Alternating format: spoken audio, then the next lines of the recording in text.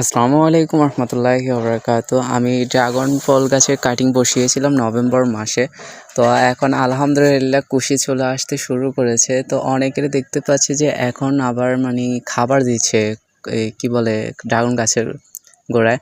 তো এখন এটা তো আমি নভেম্বর মাসে লাগিয়েছি আর এটা কাটিং বসিয়েছি আমি। তো সেক্ষেত্রে কি এখন আমাকে আবার পুনরায় খাবার দিতে হবে নাকি?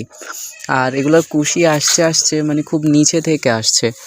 এই যে মানে খুব নিচে থেকে এটার মধ্যেই ৩টা কুশি চলে আসছে। এখন আমি কি এগুলা মানে রাখবো নাকি একটা রাখবো বাকি ২টা ফেলে দেব?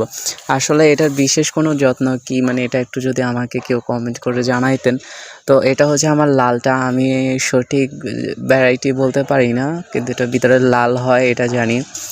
এরপরে এটা হচ্ছে সাদাটা, এটার অলরেডি নিচে কুশি ২টা ছিল, আমি ফেলে দিছি। এটার কারণ লম্বা একটা আছে, এই যে এটা বড় হয়েছে অনেকটা। তো নিচেও আরও 2টা কুশি আসছে।